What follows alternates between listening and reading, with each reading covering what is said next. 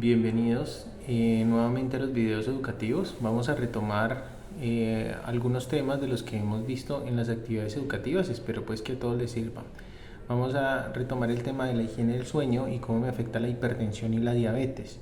Entonces, ¿qué es el sueño? El sueño es una función vital e irreemplazable, donde el humano restaura el cuerpo y la mente todos los días y de esa manera establece un equilibrio físico y psicológico.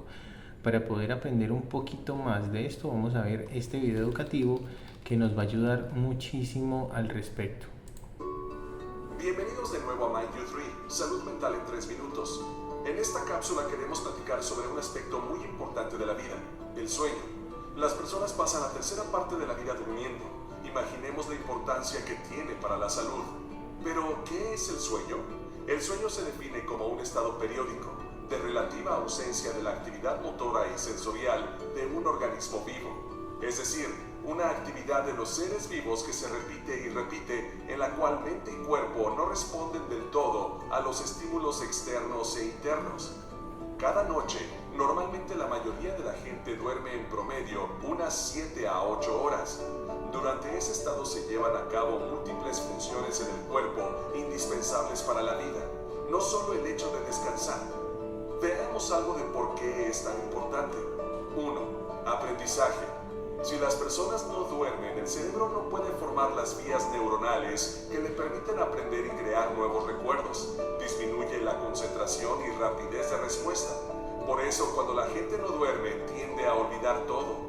2. Desintoxicación. Mientras las personas duermen, se remueven toxinas y radicales libres del cerebro que se acumulan mientras están despiertas. Recientemente, por ejemplo, se ha asociado la acumulación de estas toxinas al desarrollo de Alzheimer. Gracias al sueño, estas son removidas. 3. Reparación de tejidos. El sueño beneficia a todos los órganos y sistemas del cuerpo. Muchos estudios han demostrado que no dormir bien aumenta el riesgo de desarrollar problemas cardiovasculares, de sobrepeso, alteraciones en el metabolismo de la glucosa y afecciones mentales o padecer enfermedades infecciosas frecuentes. 4. Regulación emocional. Mientras se duerme, en una parte de la noche se generan ensoñaciones. Algunas teorías indican que los sueños funcionan como válvulas de regulación emocional que permiten ensayar la solución de problemas de la vida diaria. Muchas personas encuentran la solución a sus problemas soñando.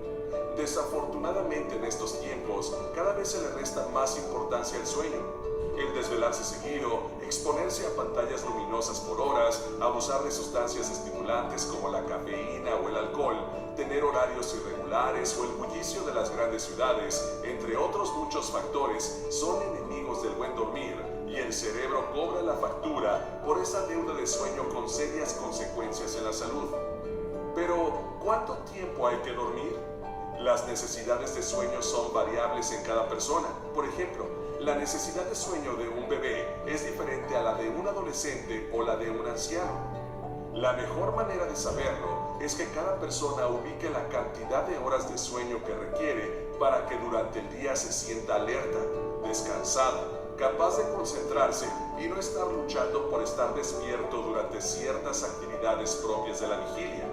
Esto es, la necesidad de sueño es individual para cada quien. Si con 7 horas de sueño al día una persona se siente muy bien, ese es el tiempo que se debe dormir, no más, no menos.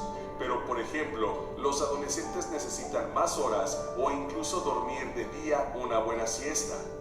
Siga visitando nuestras cápsulas de Mind You 3 Salud Mental en 3 minutos. Hasta la próxima. Listo, entonces acá como pudimos ver en el video, miren que el no dormir me va a alterar todas las funciones en el cuerpo, me va a subir la glicemia, me va a subir la presión arterial.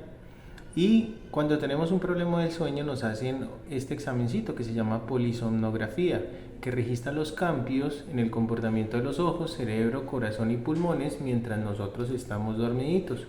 Y también lo vimos en el video que a través de los años nosotros dormimos diferente. Miren que un bebé de 12 meses puede dormir hasta 16 horas, de 5 años hasta 13 horas, un muchacho de 18 años hasta 10 horas y un adulto 7 horas en promedio, ¿sí? Aunque también eso depende. La idea es que hay personas que duermen un poquito menos, pero si se sienten perfectos y hacen las cosas de una manera mejor de las que lo hace la persona que duerme 7 y 8 horas, no tendrían problema. Entonces los que nos enseñan del sueño nos dicen que hay 5 fases del sueño. Entonces tenemos de la 1 a la 4 que se llaman fases en REM y la quinta que se llamaría fase REM. ¿Qué significa en REM? En REM son las siglas de no movimientos oculares rápidos y movimientos oculares rápidos, sino que las siglas están en inglés. Entonces en estas dos primeras fases nos dicen que es un sueño ligero, un sueño que se puede perder fácilmente con cualquier ruido, cualquier luz y nos despertamos, ¿cierto? Fase 3 y fase 4 ya es un sueño un poquito más profundo y en la fase 4 nosotros podemos tener sonambulismos o podemos ya orinarnos en la cama, ya es más difícil de que nos despertemos. La fase 5 del sueño es la que denominamos fase de sueño profundo y en esta fase de sueño profundo la característica número 1 es que tenemos sueños, ¿ok? Así es como sabemos que llevamos a fase 5, que es la idea de que lleguemos todos para que descansemos bien, que tengamos sueños o pesadillas. Entonces, haciendo un recorderis, en las primeras fases, en las primeras 4, perdemos la conciencia, el control del cuerpo y tenemos menor respuesta a los estímulos. Los ojos se mueven lentamente, la frecuencia cardíaca y respiratoria es más lenta, hay mayor hormona de crecimiento, los músculos se relajan y hay menos movimientos y la temperatura corporal es más baja y el cuerpo está apagándose. Y en la fase de sueño profundo, el cambio es que el cerebro consolida y guarda lo que se aprendió en la memoria. Por eso cuando no dormimos bien, perdemos la memoria.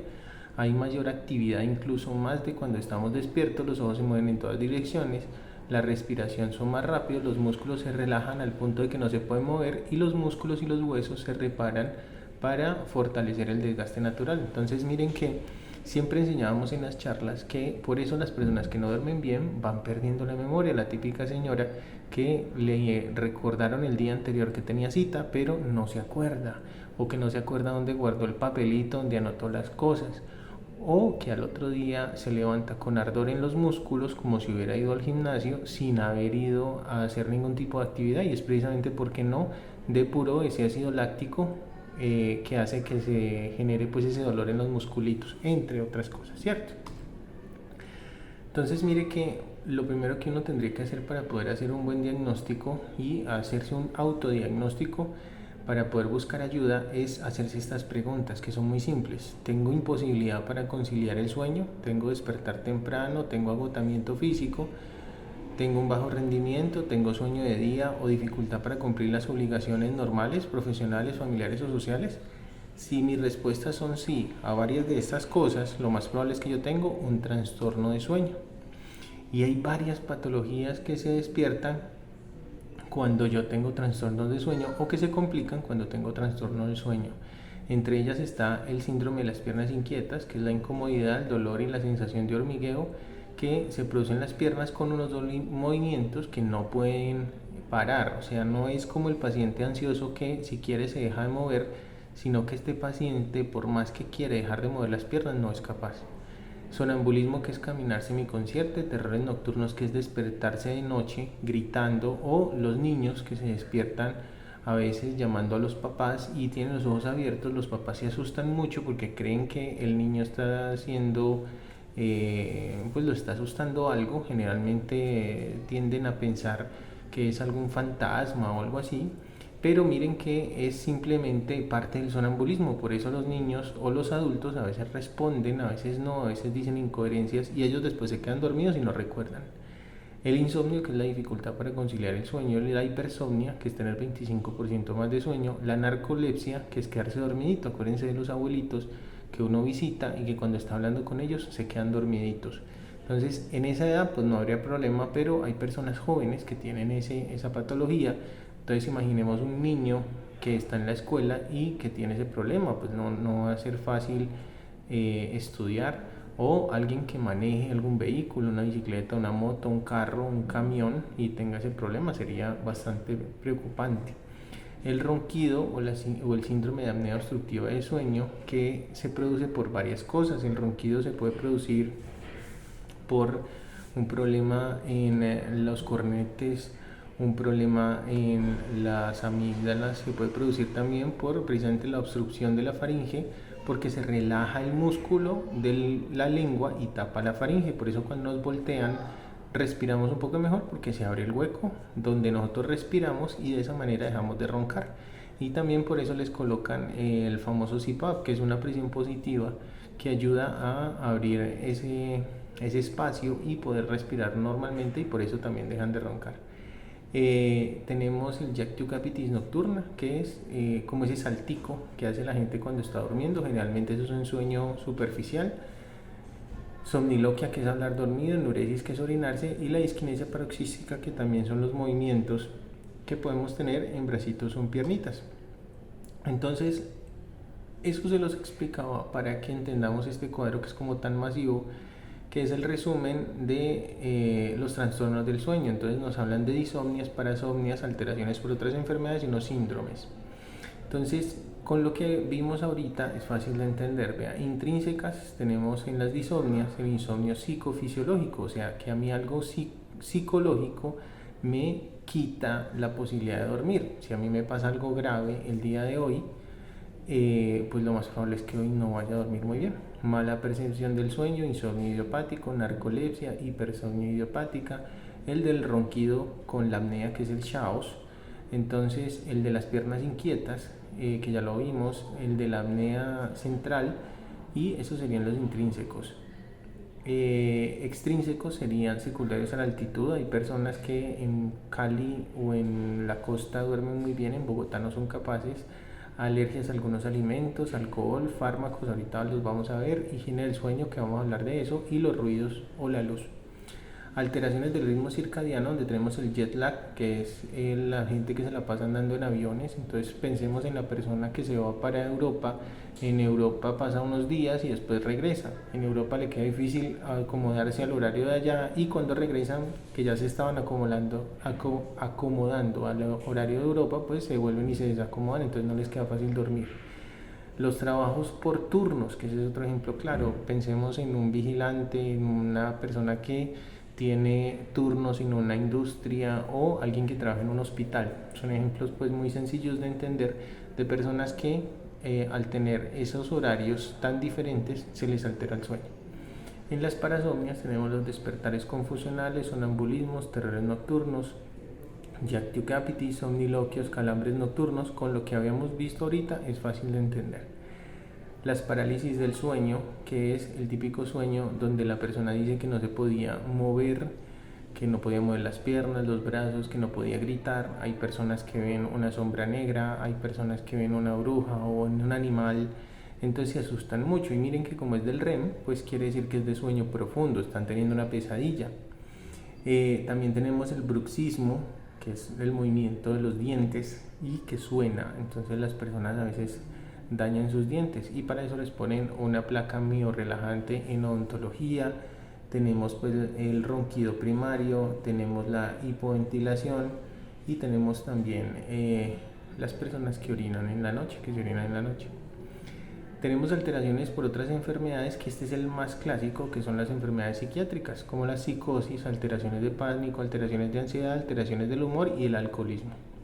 Son los más clásicos porque casi todos tenemos esto. En psicosis, un ejemplo claro de eso es pensar en un papá o en una mamá que le dicen a un niño no salga porque se lo van a robar, o le dicen al adolescente no salga en esa moto que se va a estrellar, o que en su mente pasan mil cosas, ¿sí? Entonces es un ejemplo claro de que casi todos tenemos ese problema de la psicosis, y por eso cuando nosotros éramos jóvenes, pues nuestros papás muchas veces no dormían por estarnos esperando que nosotros estábamos en la calle.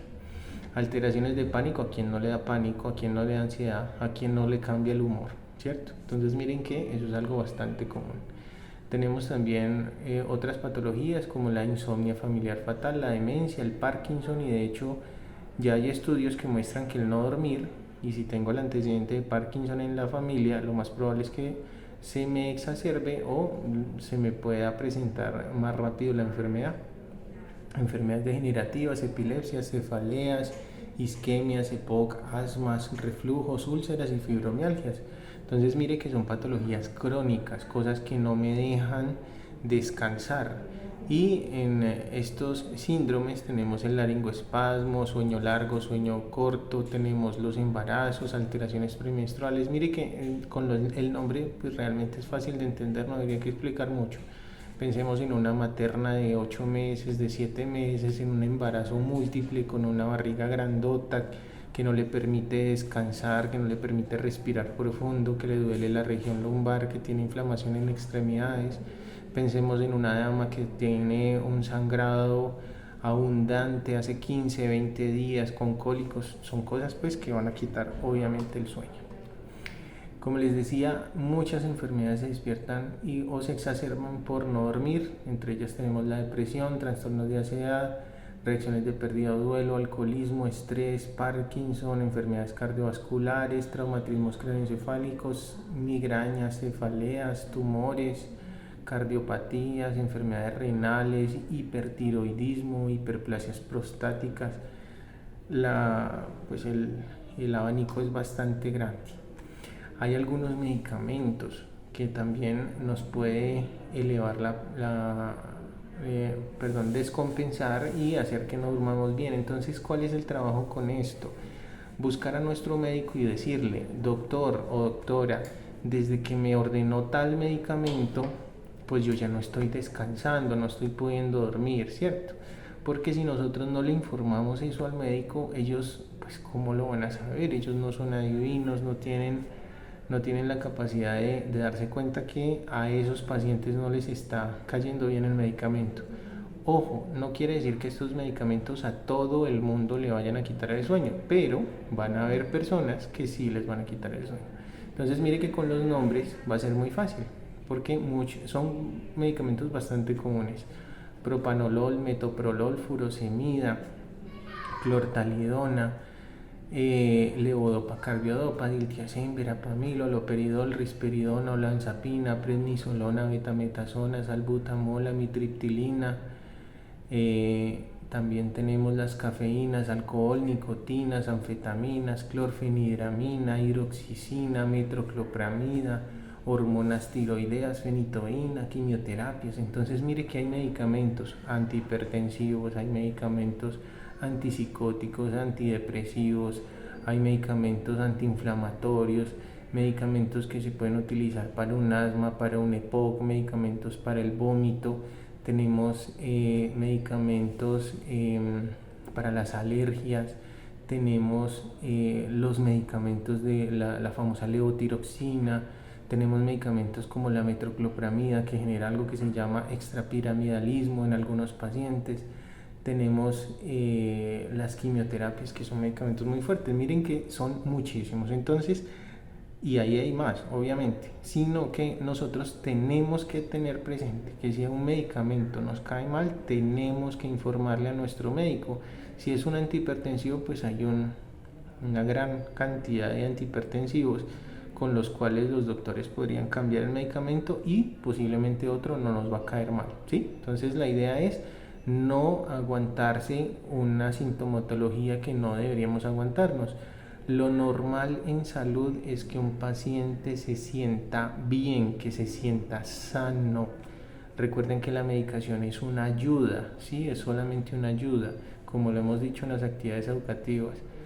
No nos van a curar, pero sí nos van a ayudar a estabilizar el caso y el cuadro, ¿sí? Entonces, por eso hay que trabajar a todo y hay que informar siempre al médico. Entonces, esta es la herramienta que hemos enseñado y que va a ser supremamente útil. Se llama el diario del sueño. Entonces vamos a ver cosas, vamos a hacernos las siguientes preguntas y las vamos a anotar: ¿a qué hora me fui a la cama? ¿A qué hora me dormí? ¿Cuántas veces me desperté en la noche? ¿Cuánto tiempo me demoré en volverme a dormir? ¿La hora a la que desperté por la mañana? ¿Cuántas siestas tomé en el día y cuánto duró cada siesta? Los medicamentos que usé, la cafeína y el alcohol que tomé. Entonces mire que leyendo estos diarios del sueño uno encuentra cosas como que el paciente fue a donde 3 médicos, a los 3 médicos le dijo que se levantaba a la 1, a las 2 y a las 3 de la mañana, pero nunca le informaba al médico que se acostaba a las 9 de la noche. Entonces, si nunca le informa al médico, sino que simplemente dice que se levanta a la 1, 2 o 3 de la mañana, Entonces el médico 1 le pudo haber mandado droga para dormir, el médico 2 se lo pudo haber duplicado, el médico 3 le pudo haber colocado una droga bien fuerte. Y como vimos en los medicamentos, muchos de ellos son antidepresivos, antipsicóticos y que los utilizan muchas veces para las personas que no duermen. En dosis altas, al contrario de dar sueño, quitan el sueño, ¿sí? Entonces son pacientes que al no haber informado que se acostan a las 9, si hacemos la cuenta, 9, 10, 11, 12, 1, 2, 3 de la mañana, han dormido 6 y si pasó de las 3, pues 6 o 7 horas. Es un paciente que no tiene problemas de sueño, ¿sí me hago entender? Entonces hay que ser muy claros en las cosas que yo le digo al médico, porque puedo incidir para que ocurra un error por no dar toda la información. También se encuentra uno casos como los siguientes, pacientes que dicen que las mamás o los papás que tienen mucha edad no duermen y cuando se lee el diario del sueño uno ve que desayunan y hacen 1 hora de siesta, almuerzan y 2 horas de siesta y a las 5:30 de la tarde hacen 1 hora y media de siesta. Entonces una persona que hace siestas todo el tiempo, lo más lógico es que no va a descansar en la noche, ¿cierto? También se puede encontrar en la medicación que toman, por ejemplo, la hidroclorotiazida en la noche y pues de lógica lo más probable es que vayan a pasar toda la noche orinando.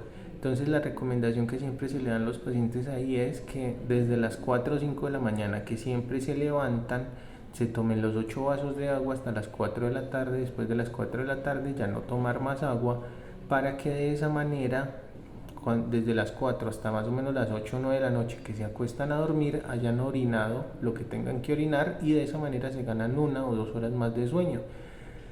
Si tienen que tomar medicación en la noche, que lo hagan por favor solo con un trago de agua. Recuerden, una pastilla con un trago de agua y no más, para así ganarse pues esa horita o esas 2 horitas más de sueño, y nunca va a ser igual dormir 4 que 5 horas ni 4 que 6 horas, eso nunca va a ser igual, ¿cierto?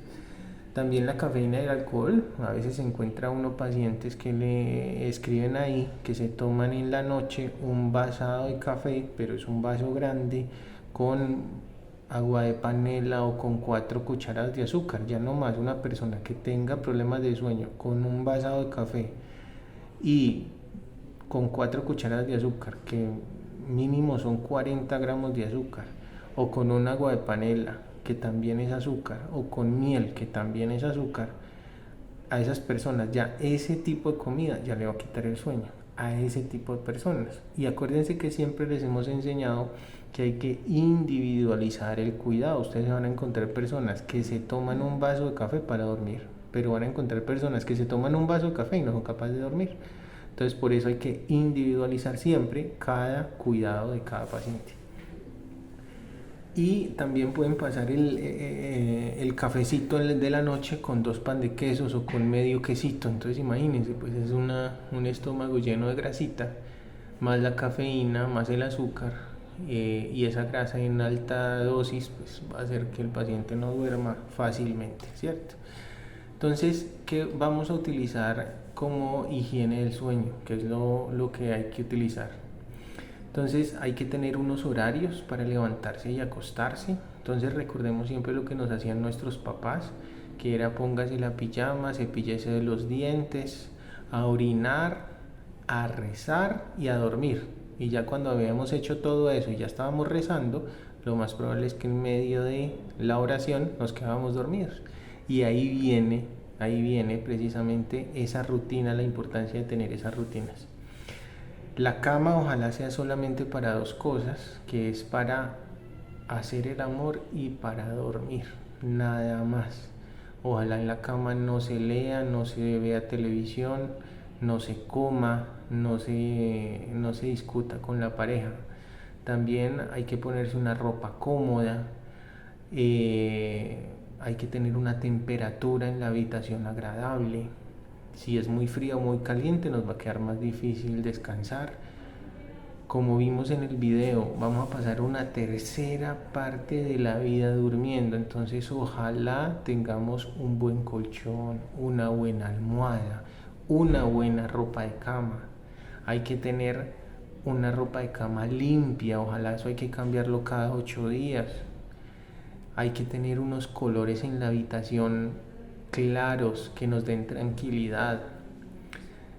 Intentar tener la habitación limpia y ordenada. Piensen siempre en un hotel, piensen en una institución de salud. Si ustedes analizan eso, son personas que mantienen colores claros, que mantienen orden, que no hay muchas cosas dentro de una habitación, y eso hace que el paciente esté más tranquilo y duerma mejor. Si nosotros no nos podemos dormir durante 10 a 15 minutos después de habernos acostado, pues hay que levantarse, ir a hacer otra cosa en otra habitación y después volvernos a acostar a dormir, ¿sí?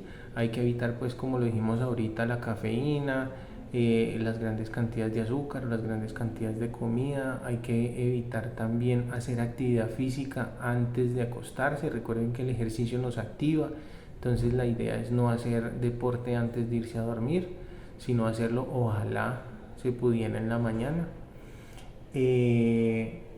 Tenemos que intentar estar más tranquilos. Una recomendación muy simple es respirar 10 veces profundo antes de acostarnos a dormir. Una cosa tan simple que nos va a ayudar a dormir mejor, solo con 10 respiraciones profundas. Hay que hacer oración. La oración y la meditación siempre nos va a ayudar para estar en un estado de tranquilidad mayor, y de esa manera podemos tener mejor sueño.